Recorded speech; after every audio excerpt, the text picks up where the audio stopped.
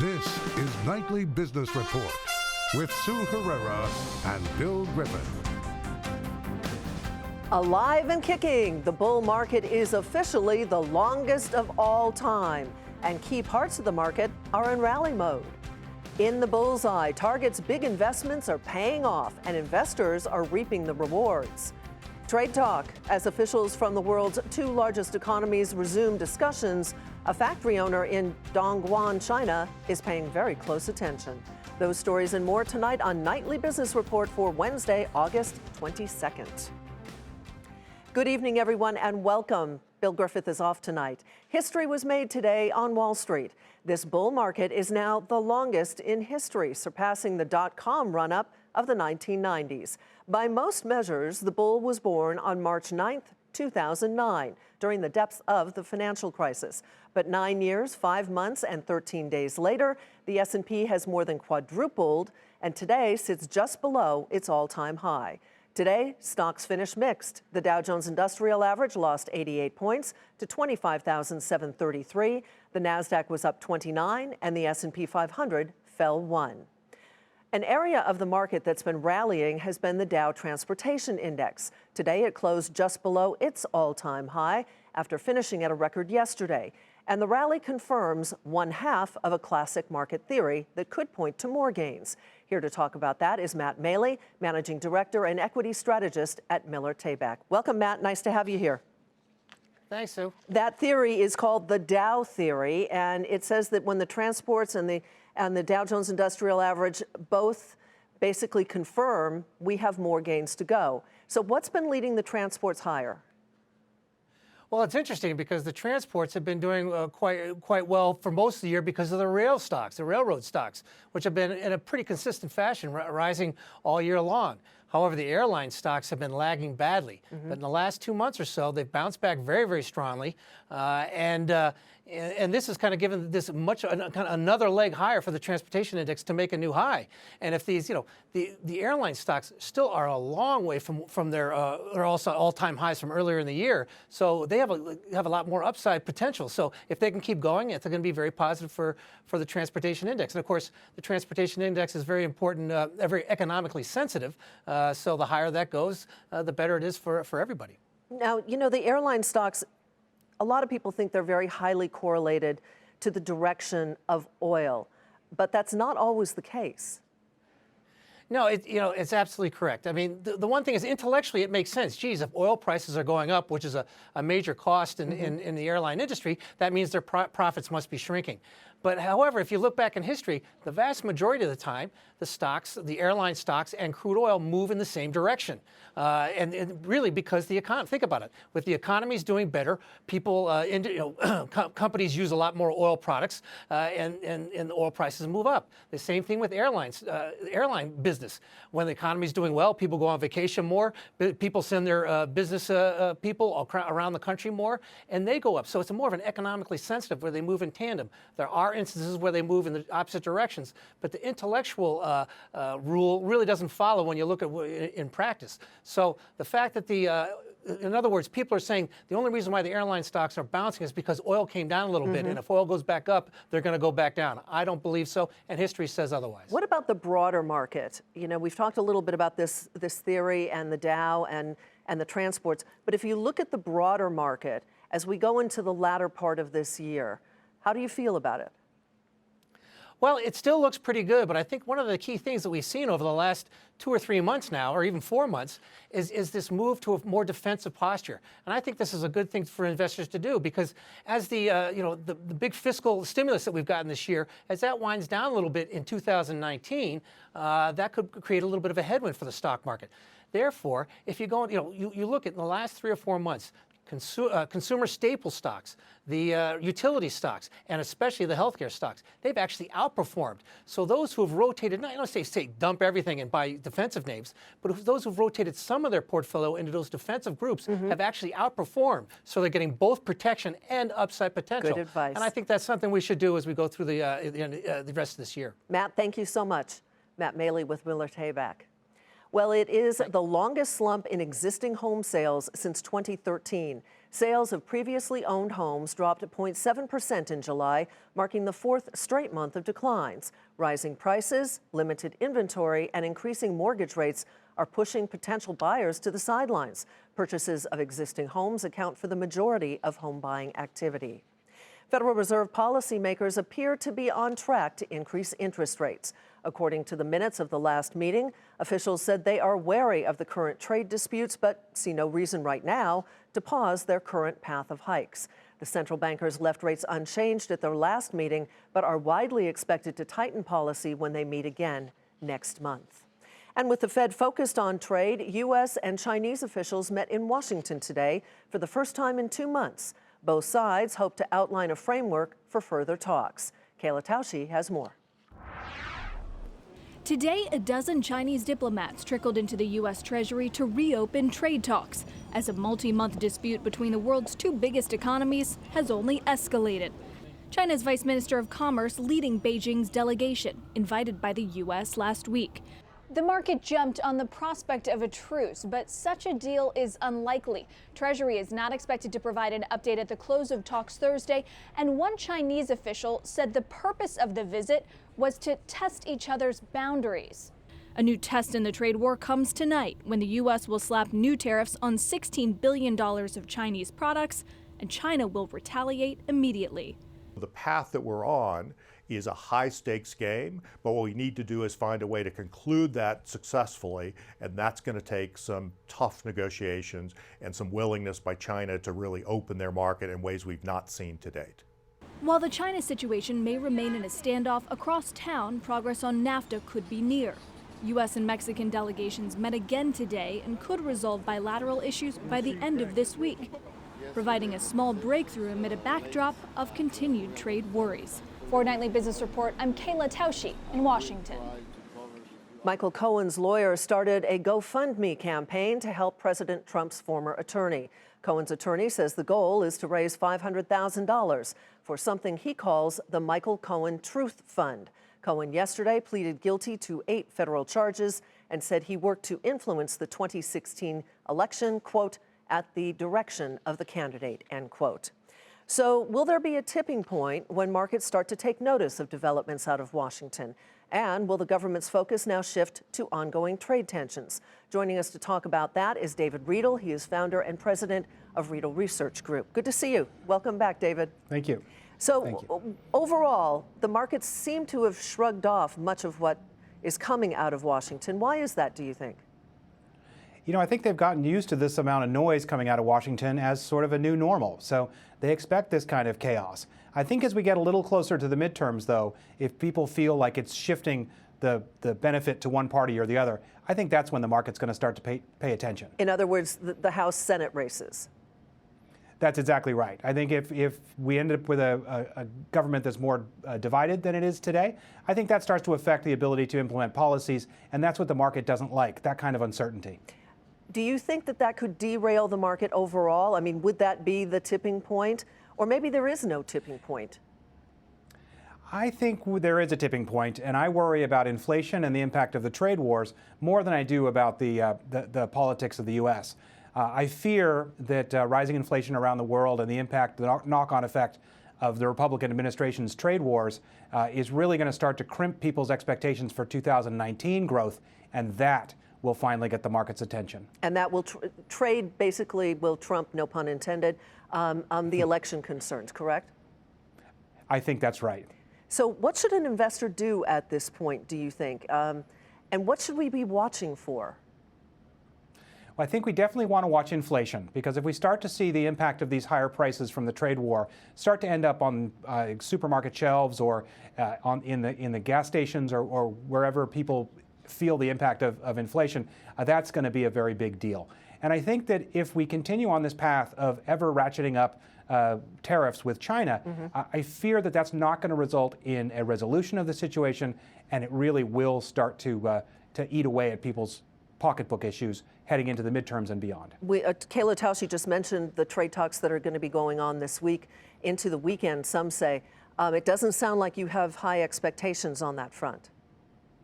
Well, these are talks about talks, so I think it's always better to be talking, but this isn't a point at which they're prepared to start making concessions and reaching agreements.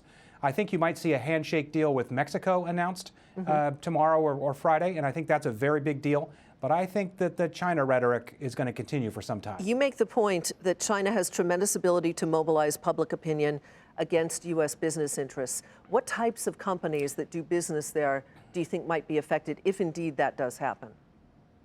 Well, if you look at the past 5 years, they've had these situations with Japan over the disputed islands. And in that situation, nationalist opposition to Japanese products resulted in almost a 90% decline in sales of Japanese cars in China. Just more recently, there was a dispute with South Korea, which led to almost halving of Chinese travel to South Korea.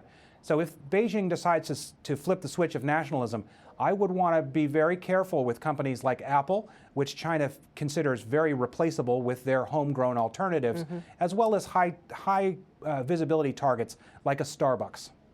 On that note, David, thank you very much. David Riedel with Riedel Research Group. It is time to take a look at some of today's upgrades and downgrades. Starbucks was downgraded to neutral from overweight at Piper Jaffray. The analyst says that the stock will be range-bound until U.S. trends improve. The price target is $53. The stock fell 2% to $52.82.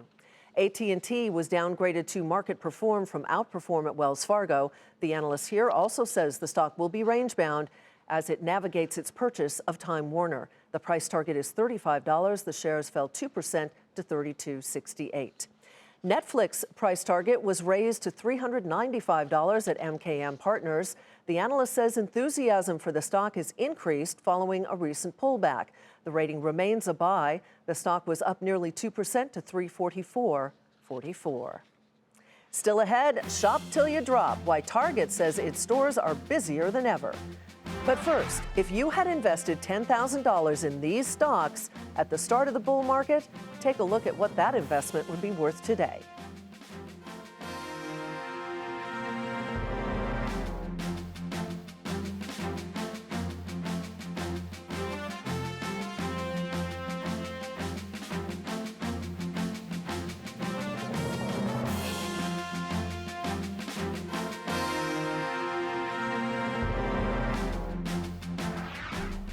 Oil prices rose to a 2-week high after a government report showed inventories fell more than expected last week. The price of domestic crude is up for 5 straight sessions, rising 3% to about $67 a barrel. Separately, Saudi Arabia has reportedly called off its Aramco IPO, at least for now. The story was first reported by Reuters. The listing was expected to be the biggest IPO in history. Ford has issued 2 safety recalls. The company is recalling 850,000 charge cords that came with certain electric car models. It is also recalling the Ford Edge, the Flex, and the Lincoln MKX for improperly secured power supply cable fasteners. Those recalls weighed on the stock, which fell more than 1% in trading today. Lowe's is outlining a new strategy to better compete with its rival, Home Depot. The home improvement retailer is shutting down its Orchard Supply hardware stores, and it plans to cut back on some inventory at its Lowe's stores. The healthy housing market helped the company report better than expected earnings, but the retailer cut its sales and profit outlook for the rest of the year. But investors focused on the new strategy and sent shares up more than 5% in trading today. And a new strategy is certainly paying off over at Target, and investors are reaping the rewards. The retailer reported its biggest sales growth in more than a decade as shoppers flocked to the stores. That sent the stock 3% higher in trading today. Courtney Reagan has more on what's working at Target. The retail rally rolls on. Add Target to the list of those topping expectations with its latest quarterly results. The big box retailer saw its comparable sales grow 6.5%, the strongest rate in 13 years, with both online and in-store sales growing sharply. We're seeing a great consumer response, unprecedented traffic. As we go back and look, we've never seen traffic growth like this. It's pretty amazing when you think about e-com and the role of e-com in everyone's lives, that they are driving traffic incrementally to the store. And it's very positive because it means that their online sales aren't necessarily cannibalizing their in-store sales. The retailer is in the middle of a 3-year, $7 billion plan to remodel its stores, build new, smaller locations in cities and near college campuses, improve its digital business, lower prices, speed up delivery, add and refresh brands that shoppers can only find at Target. For now, investors are cheering Target spending because it's generating results and taking market share, even if it means profitability takes a hit. This is an example, I think, for investors that patience will pay off. These world-class retailers, the Targets, the Walmarts, the Best Buys, Home Depots of the world, TJX, it doesn't happen overnight and it's not free. It takes time. It took Amazon 15 years to scale and spend a lot of money, and Amazon still spends a lot of money. The brick and mortar guys are doing the same thing. While we feel great about today's results, and they're the best we've delivered since 2005, we're still in the early stages of rolling out our strategy. So next year, you'll see even more of what we've delivered this year. While Target is improving its total shopping experience, it's far from the only retailer to turn in a strong quarter. The strength of the U.S. consumer and broader economy is a large factor. It's a very healthy consumer environment. I've been doing this for a long time. I think this is the healthiest environment I've ever seen. But importantly for us, we're building market share in virtually every category. When the retailer first announced its investment plan early last year, investors were skeptical. While the most recent results may quiet the critics today, the question remains whether the strength for both Target and the U.S. consumer is sustainable. For Nightly Business Report, I'm Courtney Reagan. And a number of retail stocks hit all-time intraday highs before pulling back. Names like Nike, Best Buy, Kohl's, and Costco. Williams-Sonoma's results impressed the street, and that is where we begin tonight's Market Focus. After the bell, the retailer reported stronger than expected earnings as strong online sales helped its results. The company said there was especially strong demand at its West Elm and Pottery Barn Kids and Teen brands. Williams-Sonoma also saw margins improve and said it was raising its full-year forecast for profit and revenue. The shares took off in after-hours trading. They ended the regular day up nearly 4% to 62.61. Also out after the bell, the clothing retailer Nordstrom said it was launching a $1.5 billion share buyback program. Shares of Nordstrom initially rose in the after hours. They finished the regular session down 1% to $60.57. And insurer Hartford Financial said it was buying specialty insurer Navigators Group for more than $2 billion. Hartford said that deal will expand its product offerings and give it a larger market footprint. Shares of Hartford Financial fell 4% to $50.16. Meanwhile, shares of Navigators rose nearly 9% to $69.90. Well, we often talk about the impact tariffs are having on businesses here at home. But in this interconnected world, it is also important to get a sense of the impact abroad. And that's what Eunice Yoon did when she traveled to a factory in Dongguan, China.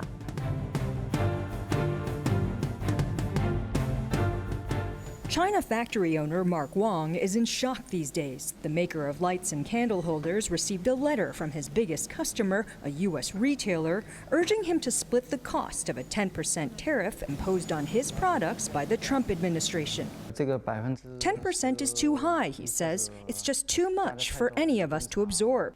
Factories like this one have been the backbone of China's traditional exports and major suppliers for American households.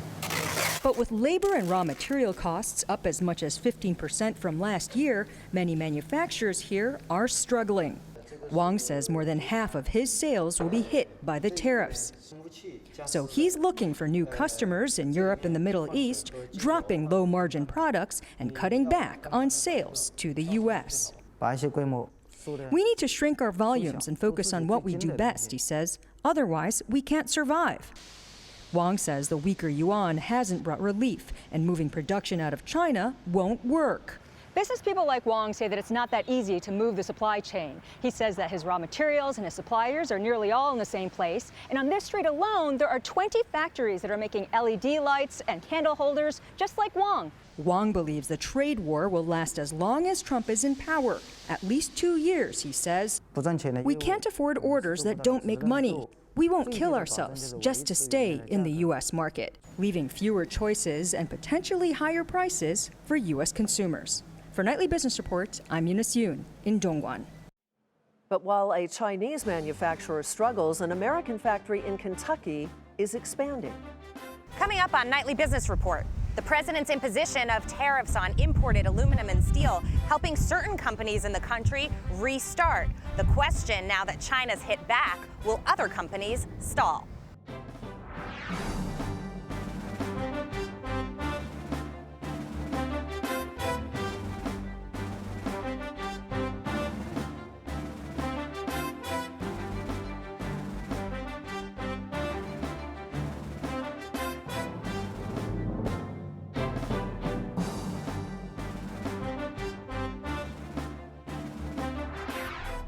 The Democratic National Committee says it stopped an attempted hack of a voter database. That database houses the information of tens of millions of voters across the country. The committee says it notified law enforcement and that no information was compromised. An official said it is not yet clear who was behind the attempted breach. The tariffs imposed by the Trump administration have affected numerous companies in different ways. Jackie DeAngelis traveled to a manufacturer that's expanding and creating jobs. And today, because of the duties, it's restarting a smelter. She is in Hawesville, Kentucky tonight.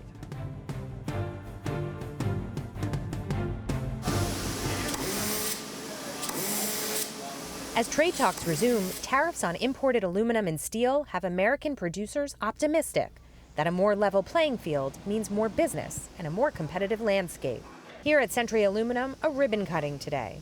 This line, which was shut down, now operational. And the company credits tariffs. At 60% capacity now, next year it'll be at 100%. It'll create 300 direct jobs, and for every job here, 3 others in the community. I feel like that before the Trump administration and before the tariffs were signed, that the aluminum industry in the U.S., it was dying, if not all but dead. Now what we're doing is we're bringing it back to life. We're bringing the jobs back. This aluminum is high purity, the kind used in military and defense. This is the only plant in the country that makes it. Century says this isn't just about creating jobs, but it's an issue of national security. It's absolutely critical for national security that this country has the ability to produce primary aluminum. This product, as you know, goes into tank armor, armored personnel carriers, fighter jet skins. And just think, we were within 6 months a couple of years ago, as you well know, of losing the ability in this country to produce primary aluminum. When the announcement to restart was made earlier this year, China hadn't hit back yet. Its proposed tariffs on more than 500 U.S. products, including soybeans, beef, whiskey, and vehicles, leaving some experts asking if the aluminum win, or ones like it, are enough to make up for other shortfalls that could be caused by a trade war. There will be some retaliation from China to us. But so far, we're way ahead of the game. Look at the unemployment figures, they're going down. Look at the fact that there are now 6.6 million jobs unfilled and only 6 million workers without them. The economy is surging, 4.1% in the quarter. Doesn't feel to me like we're being bothered very much by the retaliations as a country. And global economies are more linked than ever. Aluminum prices spiked 10% when U.S. sanctions threatened Russian producer Rusal in April. China actually exported more aluminum in May. So as the threat of rising trade tensions looms, some industries are restarting, while others fear they could stall. For Nightly Business Report, I'm Jackie DeAngelis, Hawesville, Kentucky. And finally tonight, Apple's CEO has donated nearly $5 million worth of Apple shares to charity. According to an SEC filing, Tim Cook gave more than 23,000 shares to an unspecified organization. Executives are not required to disclose the recipient. Mr. Cook has made similar donations in the past, and he has said that he plans to give away all of his wealth. Before we go, let's take a look at the final numbers on the market today.